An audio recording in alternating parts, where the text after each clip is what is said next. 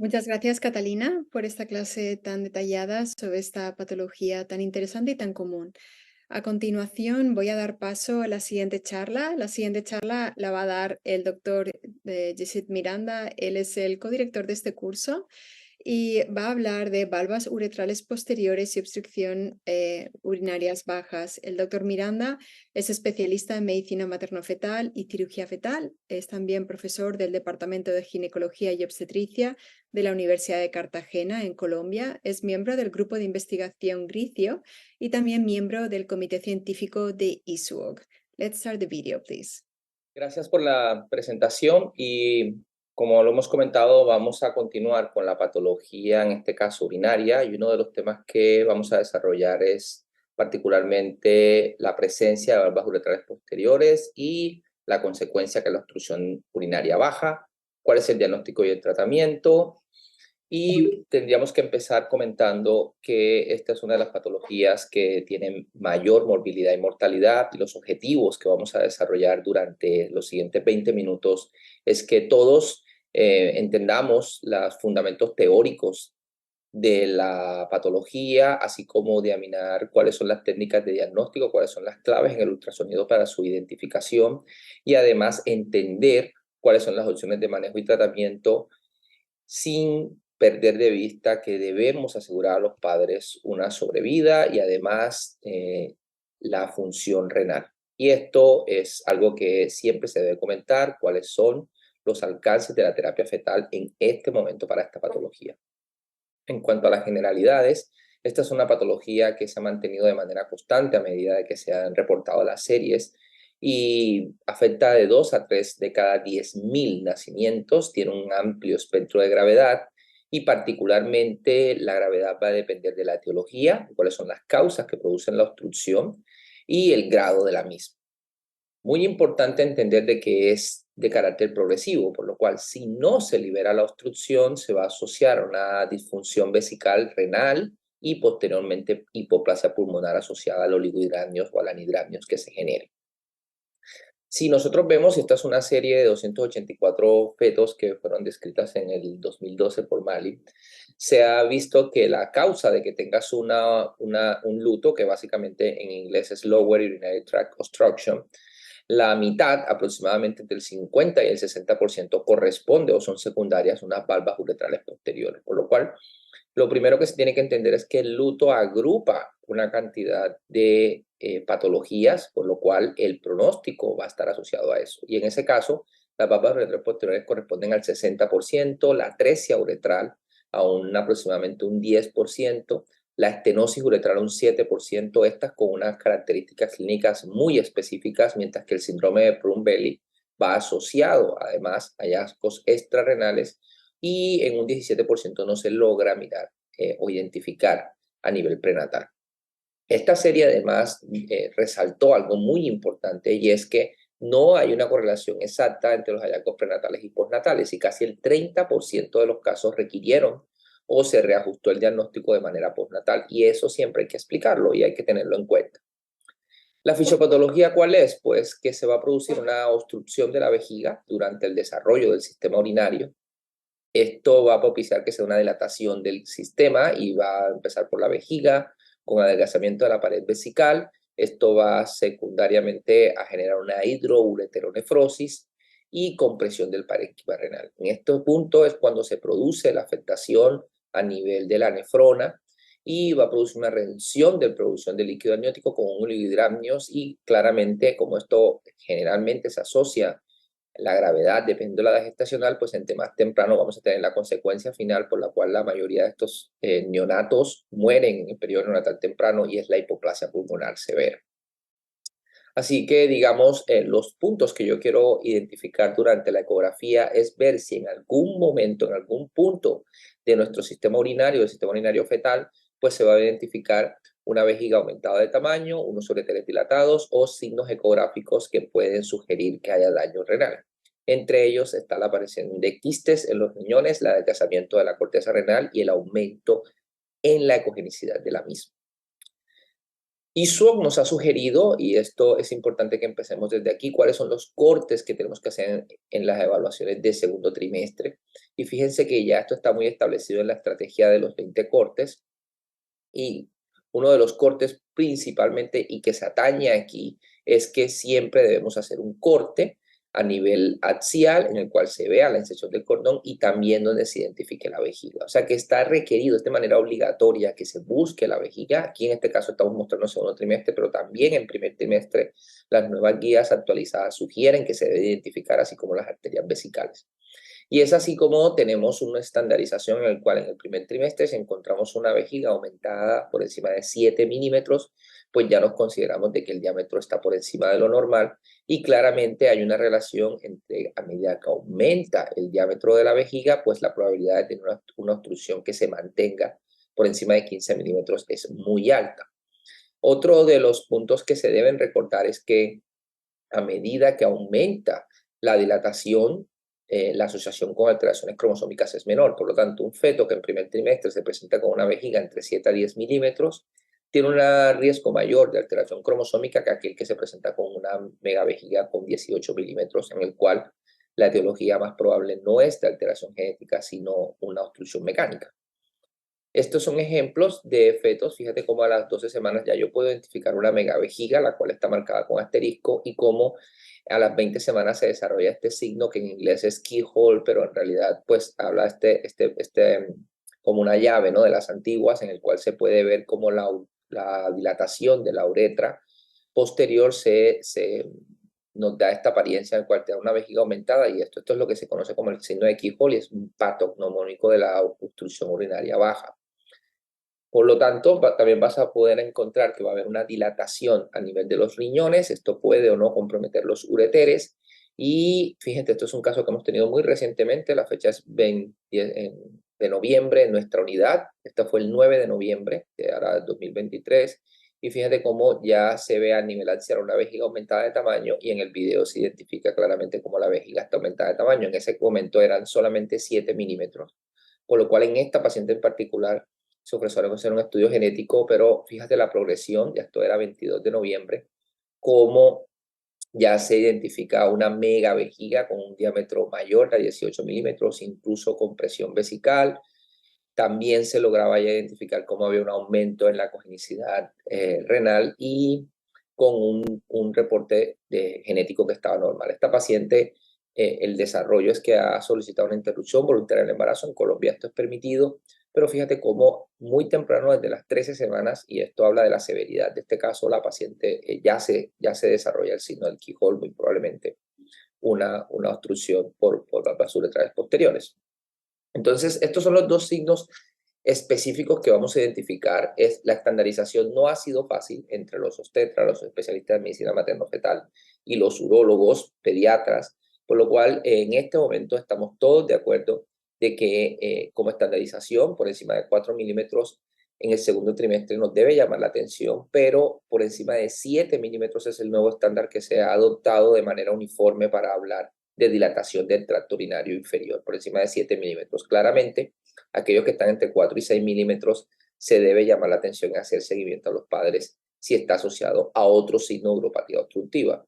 Por encima de las 28 semanas se ha adoptado el diámetro de 10 milímetros, y también se hace la salvedad de que si está entre 7 a 9 milímetros, pues se identifique también o que se haga seguimiento.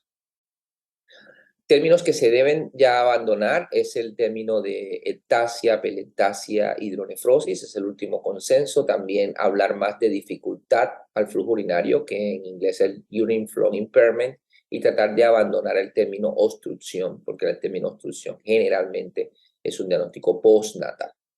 Esta es una publicación que quiero resaltar, fue publicada en el 2018 por el grupo de la doctora Vilardo, en el cual se ha establecido de manera objetiva cuáles son los marcadores más importantes para la identificación de la obstrucción urinaria baja en el feto, y estos 5 parámetros: una megavejiga con un volumen por encima de 35 centímetros cúbicos o que presente ascitis, el oligo o anhidramnios, un feto de sexo masculino o que se identifique por debajo de las 28 semanas. Cada uno de estos tiene una puntuación de 4 y el diámetro ureteral se multiplica cada milímetro por 1.3.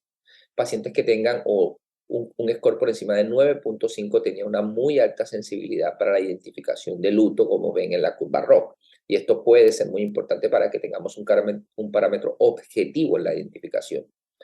En términos generales, cuando hablamos con los padres, el pronóstico se debe establecer de que la mortalidad en la mayoría de las series es de un 40 al 50% y claramente el pronóstico depende del momento en que se identifique. Si se asocia a oligohidramios por debajo de las 22 semanas, la mortalidad es casi del 90% sin terapia. Mientras que la morbilidad en aquellos fetos que sobreviven está asociada a la función renal. El 50% de ellos va a requerir un trasplante o va a tener una falla renal crónica terminal y el 70 al 80% va a tener otro tipo de morbilidades, entre las cuales las anomalías funcionales y la continencia urinaria también va a estar afectada. Este es un paper de Rodrigo Ruano que fue publicado en el 2016 y que nos habla de los predictores que podemos identificar de sobrevida a los 6 meses. Y fíjate que tomándolos todos, algunos hallazgos ecográficos que tenemos en cuenta, como la hidronefrosis en ese momento, la presencia de quistes corticales, la presencia de displasias renales, ninguno de ellos se vio asociado en cuanto a sobrevida a los 6 meses de vida, solamente si se hizo o no se hizo intervención, resaltando la importancia que tiene la terapia fetal. Y esto nos lleva a este punto: ¿cuál es lo que nos puede ayudar para identificar qué fetos van a tener una función renal? Se han planteado estos tres: el volumen del líquido amniótico, la ecogenicidad del parénquima renal y los biomarcadores en orina fetal. Si vemos una aproximación a cada uno de ellos, pues claramente estos son los por el cual yo parto desde la clínica, ¿no? Que sea un sexo masculino, el oligohidramnios antes de las 24 semanas y los electrolitos en el cual se hacen en vejiga fetal, o sea, se hace una vesicocentesis. Y estos son los predictores que nos hablan de mal pronóstico: un sodio por debajo de 100 miliequivalentes, cloro por debajo de 90 o una osmolaridad por debajo de 210. Eso se hace con los electrolitos y la beta-2 microglobulina, que tiene esa gran característica de que no se hace el clearance a través de la madre, o sea, es estrictamente fetal, no atraviesa la placenta, por lo cual es un buen marcador de función urinaria fetal. En la última evaluación que se hizo en el 2017, Spaghiari ya mostraba de que una beta-2 microglobulina con un punto de corte de 5, o sea, por encima de 5 o 6, tiene una sensibilidad del 80% y una especificidad del 66% para predecir la función renal. O sea que es un muy buen marcador. Obviamente va a tener sus limitaciones y ya lo vamos a comentar más adelante, pero entre ellos la beta-2 microglobulina no debe faltar. Punto importante que se debe hacer de manera secuencial, y de esa manera el doctor Rodrigo Ruano, después de hacer un análisis con casos consecutivos, nos propone esta clasificación entre leve, estadio 1, estadio 2 o estadio 3. Muy importante, los parámetros que se tienen en cuenta aquí son el líquido amniótico, la ecogenicidad del parénquima renal, los quistes renales, la presencia o no de displasia renal, la bioquímica, como les he comentado, es muy importante, y esto nos va a ayudar a definir qué casos pueden o no ser candidatos a terapia fetal. Entonces, aquellos que hablamos de estadio 1 que tienen bastante buen pronóstico son aquellos que se mantienen con un buen líquido amniótico sin alteración en la ecogenicidad renal. Estos no tienen displasia renal, y la intervención fetal en estos no está indicada, a pesar de que se vea el aumento en el tamaño de la vejiga o del tracto urinario. Mientras que aquellos con estadio 2 son aquellos que clasificamos como severos ya, con imágenes prenatales sugestivas de que todavía conserva función renal, a pesar de que tengan oligo o anhidranios, los riñones están hiperecogénicos, pero no tienen quistes renales, no se identifica la displasia renal y la bioquímica renal es favorable con los parámetros que hemos comentado previamente. Por último, tenemos aquel estadio 3 en el cual ya se considera que debe haber o puede presentarse una alteración en la función renal, y son fetos que se presentan con riñones hiperecogénicos, en la cual la bioquímica renal ya es desfavorable. Y en este caso es muy importante que el mapa mental que se debe hacer es pensar que en el estadio 1 no está indicada la cirugía fetal, la intervención fetal, mientras que en el estadio 2 la intervención está indicada porque ha mostrado que se podría mejorar la sobrevida, pero también se puede conservar la función renal. Mientras que en los estadios 3, si se ofrece una terapia fetal, el objetivo ya no es o no se plantea como para mejorar la función renal, sino para reducir la hipoplasia pulmonar. También hay una clasificación producida por el grupo de la doctora Vilardo, esto fue en el 2019, un poco más reciente, en el cual en un análisis se tomó en cuenta los predictores más fáciles y en eso estaba la presencia del líquido amniótico y la presencia de la vejiga. Y sí que lo muestran aquí, que aquellos fetos que se pueden caracterizar como estadio 2 o 3 vienen siendo con vejiga aumentada de tamaño, pero tienen en cuenta la edad gestacional a la cual se presenta. Aquellos que se presentan con una vejiga aumentada de tamaño, un oligohidranios o anhidranios antes de las 20 semanas, vendría siendo lo característico o lo que podríamos homologar a la clasificación de Ruano de estadio 3. Si ya hemos identificado el feto con una obstrucción urinaria baja, ¿qué es lo que tenemos que aportar a los padres para la consejería? Muy importante que sepamos la historia natural de la enfermedad. Si hemos hecho un diagnóstico correcto, pues debemos explicar a los padres que el carácter generalmente va a ser progresivo y que tenemos unos parámetros que evaluar. Estos factores nos van a predecir el resultado y de acuerdo a ello, como hemos mostrado, puedes o no ofrecer terapia fetal. Es importante también entender cómo se va a modificar la historia natural y que se explica a los padres que hay un riesgo de la terapia fetal. Los riesgos son maternos porque toda intervención tiene, aunque sea menor, riesgos maternos, pero en las complicaciones fetales claramente aumenta el riesgo de ruptura prematura de membranas, de parto prematuro, de corianonitis asociada a la intervención, la fístula también se puede presentar, así como incluso casos de muerte fetal. Entonces, la terapia no inocua se debe presentar en la indicación con los padres que estén muy bien informados y tenemos unas metas que hay que explicar con los padres. Uno, aquellos padres que claramente quieren estar informados y depende de la regulación del país, si puede o no continuar con el embarazo. Hay que hablar que un outcome puede ser sobrevida neonatal, pero sobrevida neonatal no quiere decir exenta de morbilidad, por lo cual a largo plazo hay que hablar de si tenemos o no alguna esperanza de mejorar o mantener la función renal y la función vesical. O sea que tenemos algunos específicos que son sobre vida, pero aparte de eso, la morbilidad. Y a mí sí que siempre me gusta un poco mirar en cuanto a modelos animales. Estos son modelos animales que se han hecho tratando de explicar por qué se produce una alteración y cuando con modelos animales se ligan los ureteres y se produce una obstrucción, ¿no? Se induce una obstrucción con un modelo animal.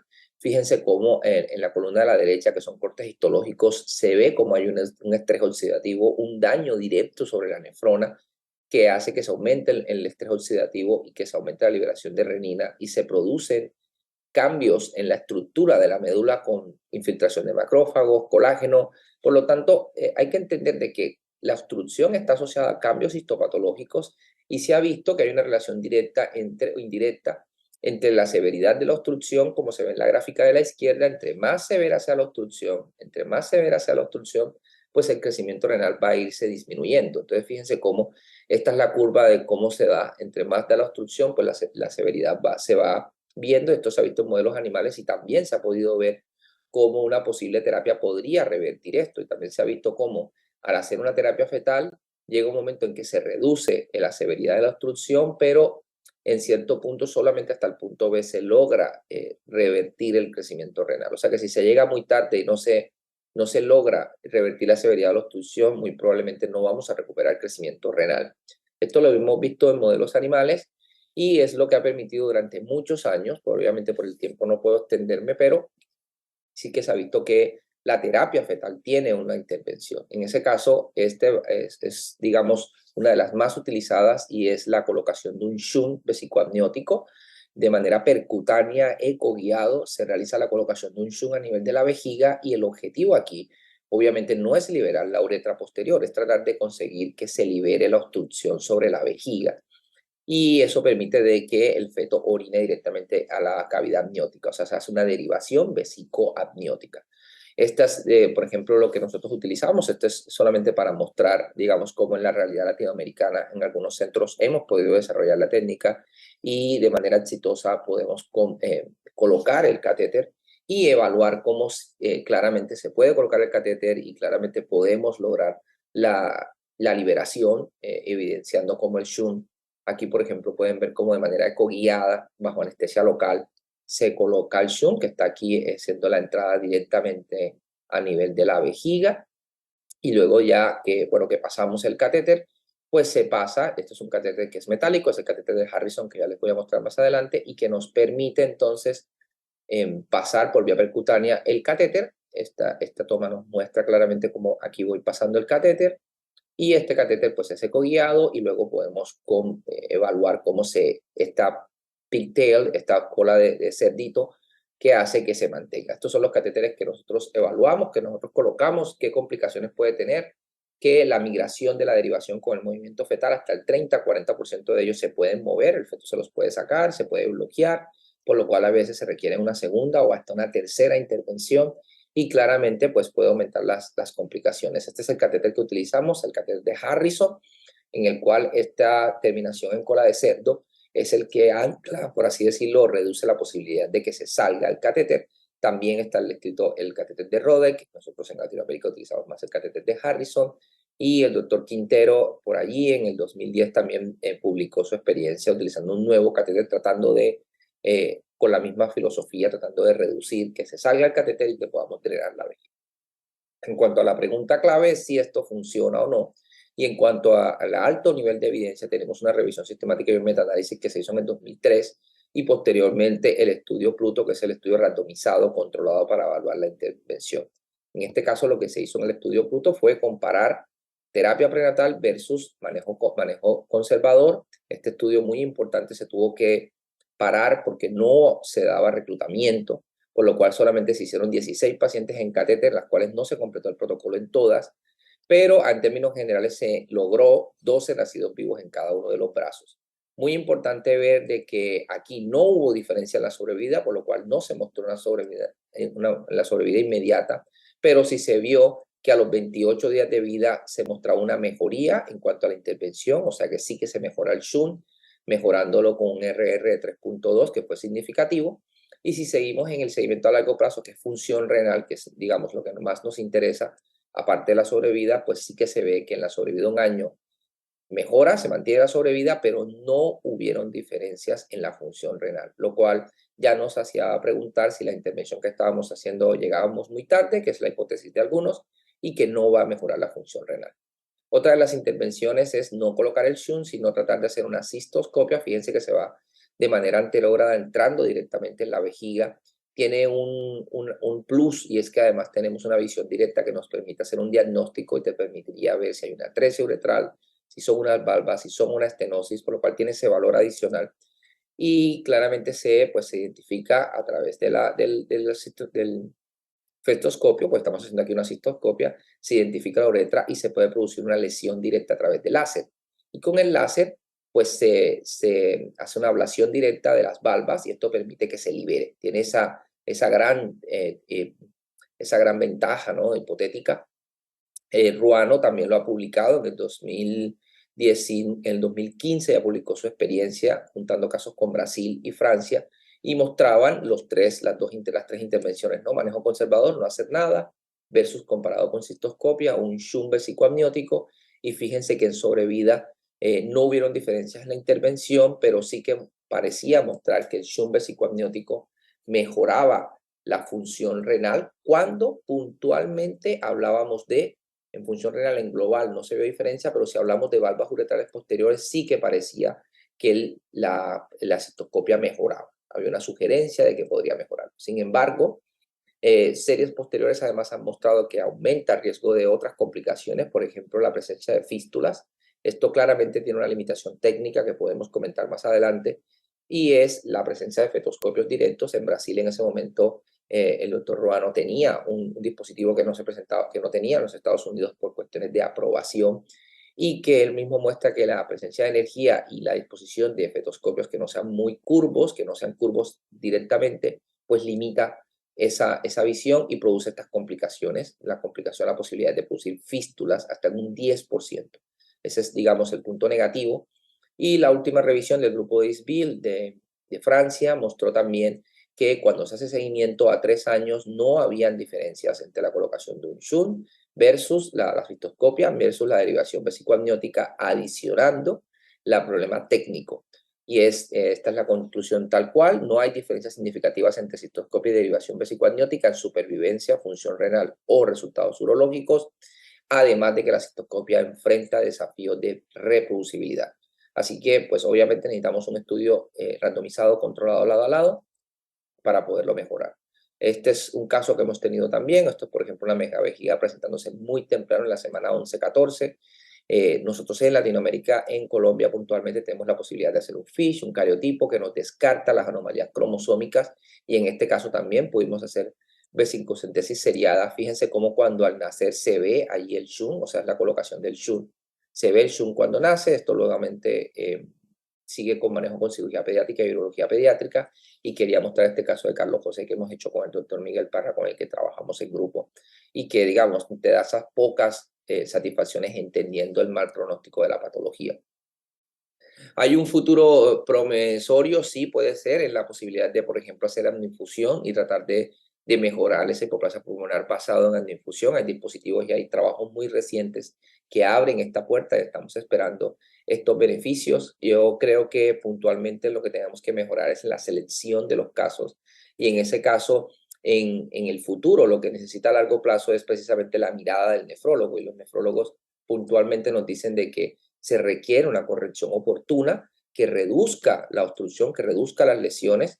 Ellos claramente a nivel pediátrico reducen la ingesta, ajustan la ingesta dietética para reducir las nefrotoxinas y hacen seguimiento de la presión arterial y el crecimiento renal. O sea que esto requiere un manejo postnatal, esto hay que explicarlo claramente a los padres porque hay un pronóstico a largo plazo. Así como el nacimiento prematuro aumenta el riesgo de falla renal crónica, también esa lesión aguda producida por la obstrucción congénita severa tiene un impacto a largo plazo a nivel pediátrico y sobre todo a nivel adulto, aumentando el riesgo incluso en aquellos que sobrevivieron. Y recuerda que la prematuridad se ha aumentado, se ha asociado directamente a esto. Necesitamos mejores marcadores y esta puede ser una vista al futuro. Este paper que fue publicado en el 2013 ya nos mostraba el uso de proteómica en la orina fetal, identificando péptidos que nos pueden ayudar con mucha mayor precisión a mirar la función renal, y esto ha sido ya validado en un estudio reciente en el cual esta firma peptídica, que son 12 péptidos, mejoró la predicción claramente de quiénes van a tener una función renal conservada, quiénes no, y quiénes pueden ser candidatos a terapia fetal. Y yo creo que es lo que necesitamos mejorar para poder identificar mejor los casos y seleccionarlos. En este momento se está haciendo el primer estudio en proteómica en diagnóstico prenatal. Es un estudio que se está llevando a cabo en este momento, es el estudio antenatal, en el cual se quiere predecir la función renal en fetos con valvas uretrales posteriores. Tendríamos que concluir diciendo de que el luto es una enfermedad poco común. Aún así, las valvas de uretra posterior representan más del 50% de los casos de luto. La obstrucción persistente de la vía urinaria causa necoplasia pulmonar, es una patología muy asociada a morbilidad y necesitamos un diagnóstico preciso. Los pilares del diagnóstico, por lo tanto, es tener un sexo masculino con una distensión vesical en el primero o segundo trimestre, que tengamos distensiones ureterales bilaterales asociados o no a oligohidramnios. Recuerden que nos va a ajustar el pronóstico, y muy importante hacer una referencia temprana a centros de cuarto nivel de alta complejidad donde podamos hacer terapia fetal en los casos seleccionados. Hay riesgos significativos a las intervenciones. Es muy importante que los pacientes que en realidad se benefician son los pacientes que tienen oligoanhidramnios con hidronefrosis bilateral. Y la mayoría de fetos que se mantienen con el líquido amniótico normal a las 24 semanas van a tener un buen pronóstico sin intervención. Muchas gracias a todos por su atención, y vamos a seguir comentando sobre los casos de patología fetal durante toda la mañana de hoy.